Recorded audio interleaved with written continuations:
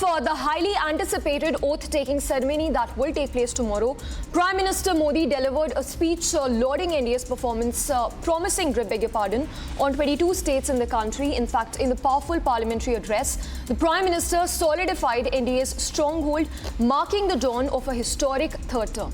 Oh yes, and emotions ran high as he rebutted critics and celebrated regional aspirations, crediting the alliance's success to the diverse fabric of regional parties. Now, with a resolute vision for the future, the Prime Minister's words aimed to stand as a testament to the strength and unity of the nation under the NDA's leadership. Here are a few excerpts from the Prime Minister's speech. साथियों, NDA को करीब करीब 3 दशक हो चुके हैं। यानी आजादी के 75 साल में 3 दशक एनडीए, ये सामान्य घटना नहीं है जी। विविधता से भरे हुए अपनी लोकतांत्रिक और सामाजिक रचना के बीच में ये 3 दशक की यात्रा एक बहुत बड़ी मजबूती का संदेश देती है। और मैं आज बड़े गर्व के साथ कहता हूं कि किसी एक समय वो था कि संगठन के कार्यकर्ता के रूप में इस अलायंस का हिस्सा था, व्यवस्थाओं से जुड़ा रहता था, और आज सदन में बैठ करके आपके साथ काम करते करते मेरा भी नाता इससे 30 साल का रहा है। और मैं कह सकता हूं, हकीकतों के तथ्यों के आधार पर कह सकता हूं, ये सबसे सफल अलायंस है।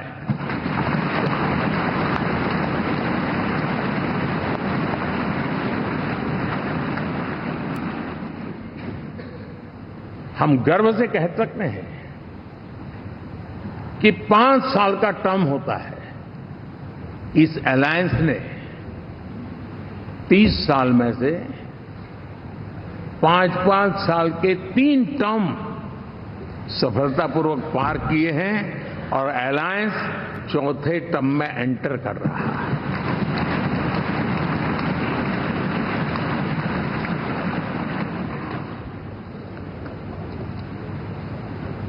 साथियों, इस बात को जो राजनीति के विशेषज्ञ हैं, अगर मुक्त मन से, मुक्त मन शब्द बहुत महत्व का है, वे सोचेंगे तो पाएंगे कि एनडीए ये सत्ता प्राप्त करने का या सरकार चलाने का कुछ दलों का जमावड़ा नहीं है। ये राष्ट्र प्रथम की मूल भावना से नेशन फर्स्ट के प्रति कमिटेड, वैसा ये समूह है। और 30 साल का लंबा कालखंड शुरू में शायद असेंबल हुआ होगा, लेकिन आज मैं कह सकता हूं कि भारत के राजनीतिक व्यवस्था में एक ऑर्गेनिक अलायंस है।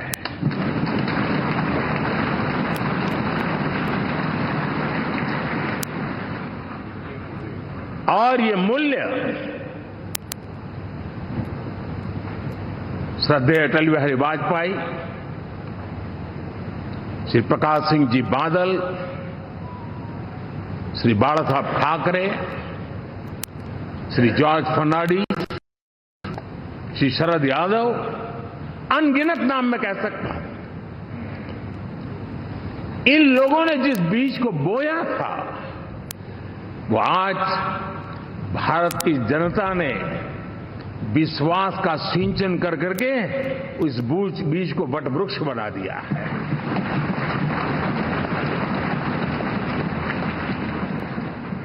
और हम सबके पास ऐसे महान नेताओं की विरासत है और हमें इसका गर्व है।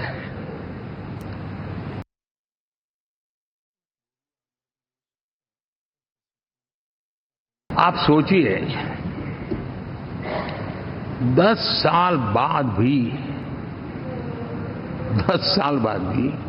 कांग्रेस 100 के आंकड़े को नहीं छू पाई।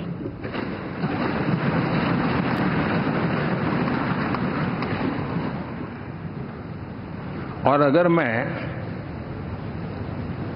14, 19 और 24 तीन चुनावों को जोड़ करके कहूं, कांग्रेस के 3 चुनाव जोड़ूं, तो इन 3 चुनावों में जितनी सीटें हमें मिली है उससे ज्यादा हमें इस चुनाव में मिली है।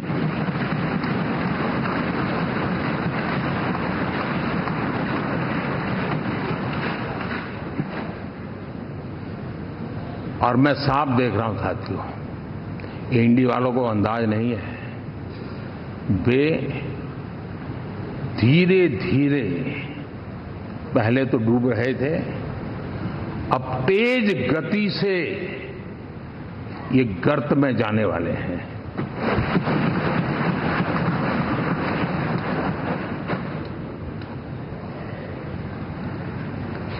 साथियों, इंडिया अलायंस वाले देश के सामान्य नागरिकों की जो समझ है, आज भी वो उसके सामर्थ्य को समझ नहीं पाए हैं या समझना चाहते नहीं हैं। भारत के सामान्य व्यक्ति की भी एक समझ है, और जो जमीन से जुड़ा रहता है ना, वो समझ को छूता है, समझता है, पहचानता है, वो वहां नहीं है। साथियों, इन लोगों का जो व्यवहार रहा है 4 तारीख के बाद, मैं आशा करता था कि वे लोकतंत्र का सम्मान करेंगे, लेकिन उनके व्यवहार से लगता है कि शायद उनमें ये संस्कार आए, इसके लिए हमें और इंतजार करना पड़ेगा। और तो मैं ज्यादा कुछ कह नहीं सकता। और ये वो लोग हैं जो खुद की पार्टी के पीएम का अपमान करते हैं, उसके निर्णयों को फाड़ देते थे। खुद की पार्टी को विदेशी मेहमान आ जाए तो उसके लिए चेयर नहीं होती थी। ये सारे दृश्य आपने देखे हैं, ठीक। और मैं समझता हूं कि इन सारी स्थितियों में से हम लोकतंत्र की मजबूती और जनता जनार्दन के प्रति आस्था, इसको हम, साथियों, लोकतंत्र हमें सबका सम्मान करना सिखाती है। विपक्ष में भी जो सांसद जीत करके आए हैं, मैं उनको भी बधाई देता हूं।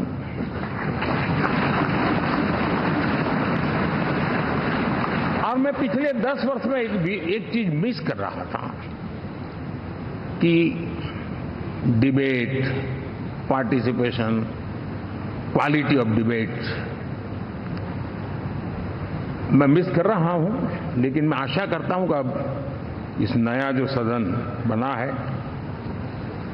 वो कमी मुझे खलेगी नहीं। शायद हमारे साथी भी राष्ट्रहित की नियत के साथ सदन में आएंगे, और भले वो विपक्ष में बैठे होंगे, लेकिन राष्ट्र के विपक्ष में नहीं है, हमारे विपक्ष में है। राष्ट्र में तो हम सब एक ही दिशा में हैं।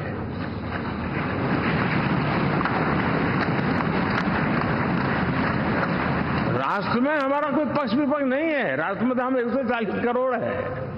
और मैं आशा करता हूं कि वो राष्ट्रहित की भावना को लेकर के सदन में आएंगे और सदन को समृद्धि देने में वे कुछ न कुछ योगदान करेंगे। साथियों, 24 का जनादेश एक बात को बार बार मजबूती दे रहा है, बार बार मजबूती दे रहा है कि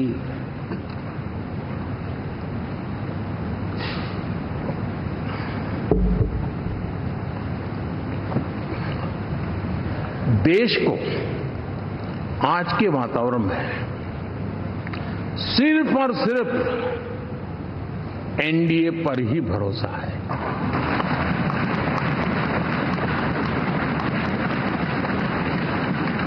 और जब इतना अटूट विश्वास है, इतना भरोसा है, तो स्वाभाविक है देश की अपेक्षाएं भी बढ़ेगी और मैं इसे अच्छा मानता हूं और हम सबका कर्तव्य भी मानता हूं। और इन अपेक्षाओं को पूर्ण करने के लिए, और मैंने पहले भी कहा था कि जो 10 वर्ष हमने काम किया है वो तो ट्रेलर है,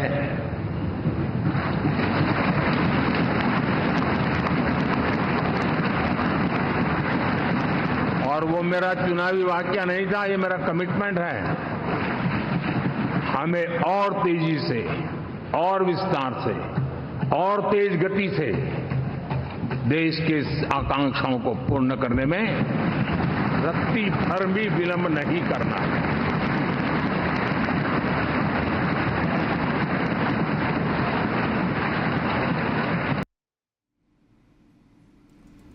All right, so Prime Minister there laid out a very clear vision on what he has in mind for NDA 3.0. He's spoken about green energy and how there should be minimum government, maximum governance push as well. In fact, note after the NDA parliamentary party meet at the Samvidhan Sadan, Modi also met national stalwarts including L.K. Advani and Murli Manohar Joshi in the national capital. That's right. The meeting comes ahead of Prime Minister's oath-taking ceremony that is scheduled to take place on June 9th. That is tomorrow. And as we all know, the countdown to the mega swearing-in has just begun. Take a look at this report for more highlights. Ahead of the oath-taking on June 9th. साथियों, NDA सरकार को तीसरी बार देश की सेवा करने का देशवासियों ने आदेश दिया है, अवसर दिया है। मैं देशवासियों का फिर से एक बार ये अवसर देने के लिए हृदय से आभार व्यक्त करता हूं। Prime Minister Narendra Modi met veteran leaders L.K. Advani and Murli Manohar Joshi ahead of the NDA meeting. PM met veteran leader L.K. Advani, greeted him and presented him a bouquet of flowers. PM Modi also met veteran senior leader Murli Manohar Joshi, offering similar gestures and a bouquet. These meetings occurred ahead of Modi staking his claim to form the government for a third term. These meetings with the veteran iron pillars signifies Modi's respect and acknowledgement of the party's veterans as he prepares to govern the nation for another term in this hat-trick era.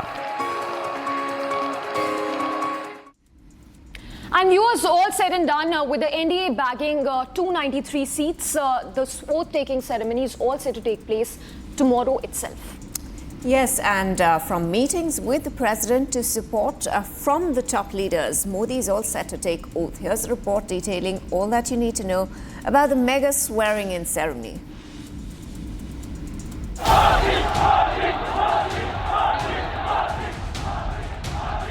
The nation awaits as Prime Minister Narendra Modi prepares to take oath for his historic third term on the 9th of June. President Draupadi Murmu, on meeting with PM Modi earlier, elected him as the PM designate for this third term. Subsequently, PM Modi met with veteran leaders like L.K. Advani and Murli Manohar Joshi, seeking their blessings as he embarks on his historic term. Later, in his address to the nation, PM Modi highlighted the significance of his appointment by President Murmu and India's emergence as Vishwa Bandhu. He also emphasized that this election was the first after Azadi Ka Amrit Mahotsav and celebrated the eradication of poverty for 25 crore Indians. Meanwhile, key leaders of the National Democratic Alliance expressed unwavering support for PM Modi's leadership. Maharashtra Chief Minister Eknath Shinde, NCP Chief Ajit Pawar and TDP Chief N. Chandrababu Naidu congratulated PM Modi on his third term and lauded his leadership. Additionally, Bihar Chief Minister Nitish Kumar, LJP Chief Chirag Paswan and Jan Sena Chief Pawan Kalyan also expressed their support, affirming India's strength under PM Modi's leadership. As Prime Minister Narendra Modi is all set to take oath tomorrow on 9th of June, the nation awaits the historic third term. All right, so the countdown has begun for the oath-taking ceremony to take place tomorrow itself, Guinea. In fact, we understand invitations have also been sent for that oath-taking ceremony. Yes, and viewers, invites have been sent out to leaders across the globe. Now, who is likely to attend this meeting? Watch this report. With Modi 3.0 all set to take charge and allies pledging their unconditional support, preparations are underway for the grand swearing-in ceremony. Top leaders of Bangladesh, Sri Lanka, Bhutan, Nepal and Mauritius are likely to be among the foreign leaders to be invited. According to diplomatic sources, Sri Lankan President Ranil Wickremesinghe and Bangladesh PM Sheikh Hasina have accepted the invite. In 2014, SAARC leaders and in 2019, BIMSTEC leaders were in attendance. All eyes are now on June 9th. The nation awaits the historic third term for PM Modi in high spirits. Now note, while the NDA has been preparing for the mega oath-taking ceremony, the NDA is now battling a new challenge. The promises made by the Grand Old Party during the Lok Sabha polls have come back to bite the party. After the party wooed the voters by guaranteeing jobs as well as money to women from poor households, the voters are now demanding for those guarantees to be fulfilled, Guinea. Yes, and in Lucknow particularly, women gathered at the Congress office to demand 1 lakh rupee guarantee card. But what's the controversy about? Here's more in this report. Prime Minister Narendra Modi took a dig at the Congress party's promise of a 1 lakh rupee guarantee card to women. ये लोग कितने ही बड़े झूठे बोलते रहे हैं। 2 दिन से मैं देख रहा हूं कि कांग्रेस के दफ्तरों पर लोग कतार लगा के खड़े हैं कि पर्ची है 1 लाख रुपया कहाँ है, लाओ भाई, मांग रहे हैं लोग। तो वो बेचारा सामान्य नागरिक मान के चलता था, हाँ भाई 4 जून के बाद रुपया मिल जाएगा, इसलिए वो जाके खड़ा रह गया। This comes after women were seen gathering outside the Congress office in UP to avail Congress's Nari Nyay guarantee. During its campaign poll, the Congress party had distributed guarantee cards and promised 1 lakh rupees every year to the woman head of every poor family. अगर आप गरीब परिवार हो, आपके परिवार में एक महिला को साल का 1 लाख रुपया सरकार बैंक अकाउंट में डाल देगी। 8,500 रुपया महीने का खटाखट खटाखट खटाखट खटाखट आता रहेगा। While the guarantees given by the Congress in its manifesto did manage to get it public support, will the public get these guarantees? Moving on to our business segment, Visa and MasterCard are about to confront a fresh barrage of legal battles concerning the fees imposed on retailers. In fact, note, following a recent decision by London Tribunal, collective lawsuits filed by merchants are set to proceed. That's right, Samiksha. In fact, already grappling with multiple lawsuits in London, the 2 payment giants now face hundreds of claimants at the Competition Appeal Tribunal, where various cases are being consolidated. Here's the report. Visa and MasterCard are bracing for a slew of new lawsuits over fees levied on retailers. These lawsuits stem from a recent decision by a London tribunal allowing collective cases initiated by merchants to proceed. The legal battles focuses on multilateral interchange fees incurred by retailers when consumers use Visa or MasterCard for purchases. Already entangled in numerous lawsuits in London, the 2 payment giants now face hundreds of claimants at the Competition Appeal Tribunal. This tribunal is consolidating various cases, creating a formidable legal challenge for Visa and MasterCard. In 2022, the Commercial and Inter-Regional Card Claims Entity launched additional lawsuits against Visa and MasterCard, alleging overcharging of merchants. Initially, the tribunal declined to certify these cases under the UK's collective proceedings regime, similar to class actions in the US. However, a recent ruling by the tribunal now certifies these cases, pending representations by other interested parties.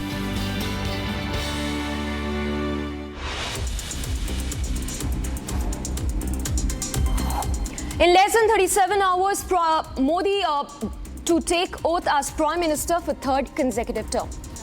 Now moving on to our international segment, Ukrainian President Volodymyr Zelensky engaged in discussions with French Foreign Minister Stéphane Séjourné in Paris. Prior to this meeting, Zelensky delivered a speech lasting 20 minutes at the French National Assembly, drawing parallels between sacrifices of World War II and Ukraine's ongoing struggle, Samiksha. That's right, Guinea, and to add to that, throughout the speech, Zelensky even received frequent applause and cheers from the lawmakers.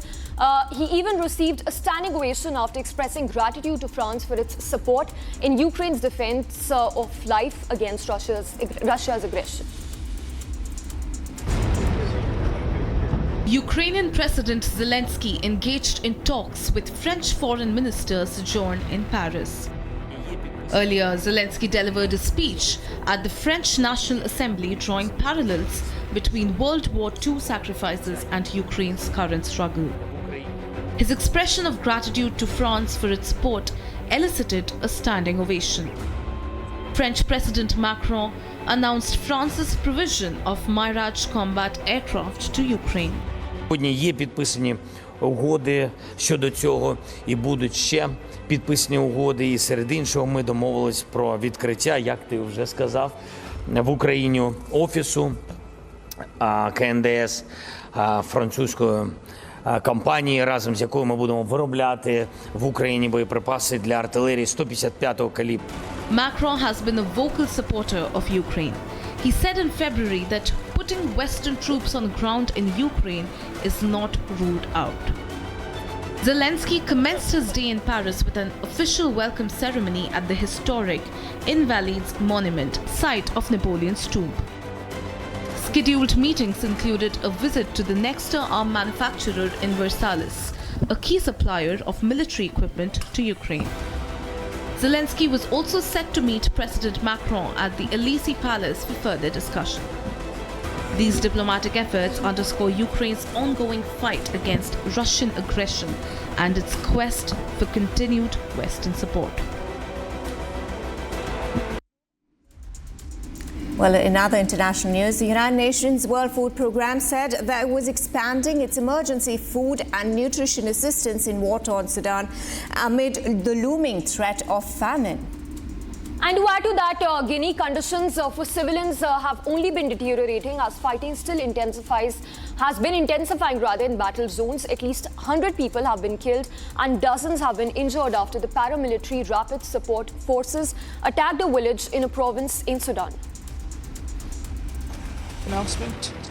Secretary General. The United Nations World Food Programme, or WFP, announced its extension of emergency food and nutrition aid in Sudan, addressing the imminent risk of famine in the conflict-ridden region. Record levels of malnutrition, record levels of hunger, and on a daily basis the situation is getting worse.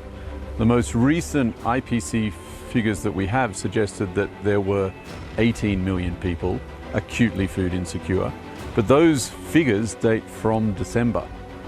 We're going to have new figures coming out in the next week, 10 days, and the likelihood is we will see a substantial increase in the number of people who are suffering as a result of this conflict. As conflict escalates in areas such as Al-Fasher and Khartoum, the situation for civilians is worsening. We need an end to the conflict. At a minimum, we need a ceasefire. We need to be able to scale our operations, and for that we need the humanitarian access. We need long-term political intervention. We need long-term political intervention that will allow the peace to hold. At least 100 people were killed and dozens were injured after the paramilitary rapid support forces attacked a village in Gezira province in Sudan. Darfur Governor Mini Arko Minawi shared on X that women, children and elderly were among the victims of the RSF attacks. A video shared by the Darfur governor showed people standing near dozens of bodies wrapped in white cloth lying outdoors. The United Nations has condemned what they call a horrifying attack. Also, we issued a statement on Sudan, in which the Secretary General strongly condemned the attack reportedly carried out on June 5th by the Rapid Support Forces in the Wad al-Noor village in Al Jazeera state, which is said to have killed over 100 people. The Secretary General urges all parties to refrain from any attacks that could harm civilians or damage civilian infrastructure. And in a separate statement, our High Commissioner for Human Rights, Volker Turk, called on the RSF and all relevant parties to carry out a prompt, independent investigation in line with their obligations under international law. Those responsible for unlawful killings must be held to account. Even as the UN Food Agency said that it is scaling up to provide life-saving food and nutrition assistance, hunger is deepening in Sudan and in neighboring countries to which millions of people have fled, creating a hunger crisis that could become the world's largest. Against the backdrop of the ongoing war, humanitarian agencies say that they are struggling to support everyone in need. According to reports, people in Sudan are resorting to extreme measures such as consuming grass and wild leaves in a desperate attempt to survive.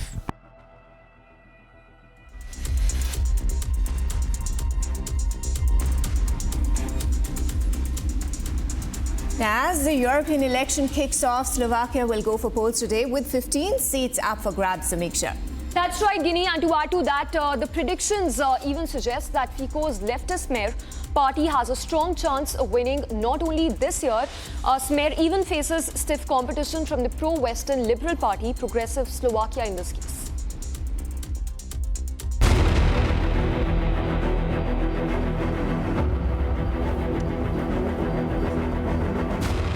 Slovakia heads to the EU polls today, with 15 seats up for grabs. Voters are ready to cast their ballots. The elections follow weeks after an attempted assassination of populist Prime Minister Robert Fico. Voters see this election as crucial for the future of Europe. Ale tieto voľby sú dôležité pre budúcnosť Európy a hlavne pre mladých ľudí, aby pochopili, že koho majú. Myslím, že je to veľmi dôležité, aby sme si zvolili dobre, aby náš štát reprezentoval niekto, kto sa vie postarať o náš štát, aby hovoril o našom štáte iba dobre, aby ho dobre reprezentoval. Predictions suggest Fico's leftist Smer party has a strong chance of winning. This year, Smer faces stiff competition from the pro-Western Liberal Party Progressive Slovakia.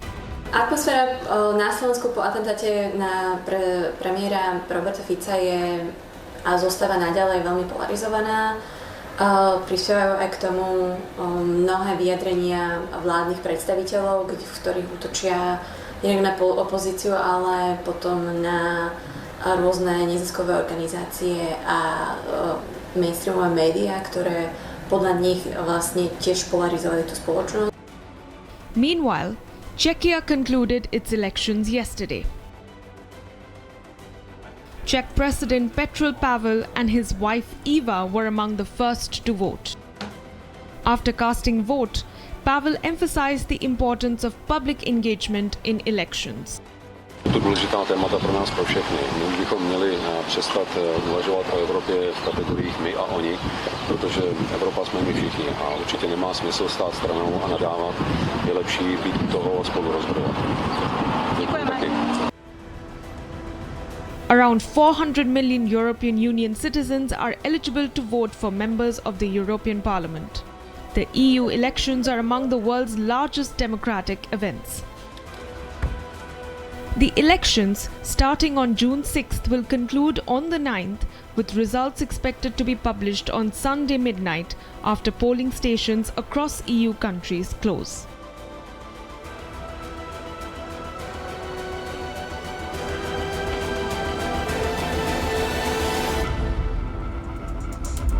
Well, viewers, moving on to our sports segment now. Carlos Alcaraz secured his spot in his first ever French Open final after battling back twice from a set down to defeat second seed Jannik Sinner in the opening semi-final at Roland Garros. Well, indeed, Guinea, it was a thrilling match that lasted for 4 hours and 12 minutes. On court, Philippe Chatrier, the Spaniard, clinched a hard-fought victory over Italy's Sinner, which also marked his 5th win in 9 career meetings with him. Carlos Alcaraz secured his spot in the French Open final for the first time after twice equalizing from a set down, defeating second seed Jannik Sinner in the opening semi-final at Roland Garros. Well, it was a really close match. I think really high level of tennis, really high intensity of everything. I'm gonna say the key was that I took my chances that Jannik brought to me in the match. The break points that I had, probably I took it the first time that we were played the break points. I took it in the fifth set. The first break point that I had, I took it, and I'm gonna say that was the key. It took the Spaniard 4 hours and 12 minutes to achieve a remarkable victory on court Philippe Chatrier against Italy's Sinner, marking his 5th win in 9 career meetings with him. On becoming the youngest player in the Open era to reach Grand Slam finals on hard, grass and clay court, this is what Alcaraz had to say. Yeah, it's something great. I mean, breaking new records for me, it's great. It's a great successful for me. Honestly, before the final is something that I really I don't want to think about it. But obviously that means that, as I said, I'm playing a good tennis in every surface. That is something that I really wanted to do it when I started in the tour. While Alcaraz secured his place in French Open final, Alexander Zverev emerged victorious in the men's singles semi-final, setting the stage for an exciting showdown between the two in the championship match. In the men's singles semi-final at the 2024 French Open, lasting 2 hours and 35 minutes, number 4 seed Alexander Zverev emerged victorious with a 4-set win over the 7th seed Casper Ruud. Now Zverev is set to face off against Alcaraz in the men's singles, vying for the coveted title.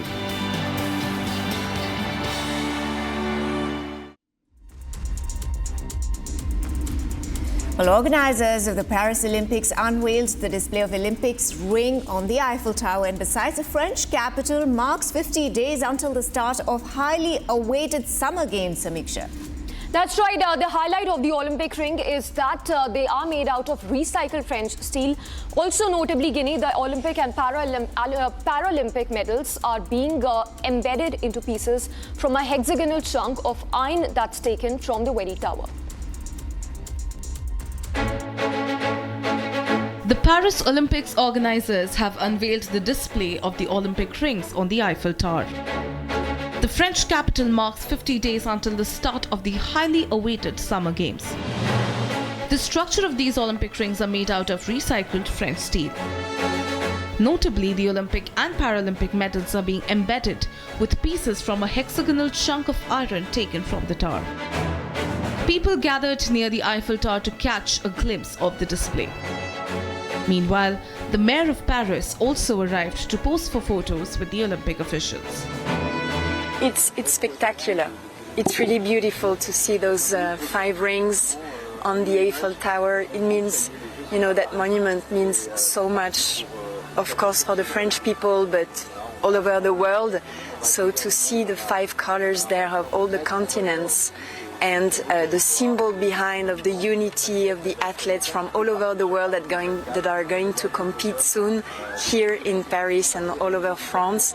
It's gonna be great moments, and it's very emotional for us because it's minus 49 now, and it's getting very concrete. The president of Olympics Organizing Committee also had to say something on the similar lines. It's fantastic. Today we celebrate the rings on the Eiffel Tower.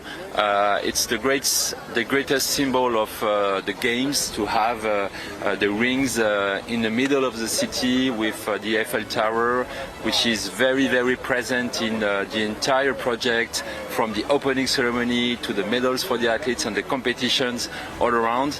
So thank you to the Mayor of Paris, thank you to our partner also ArcelorMittal, because it's a collective effort, and we are so excited because we believe that it's games of a new era. The Paralympics that is set to follow the Paris Games will bring together 4,400 athletes from 180 countries in 549 events across 22 sports.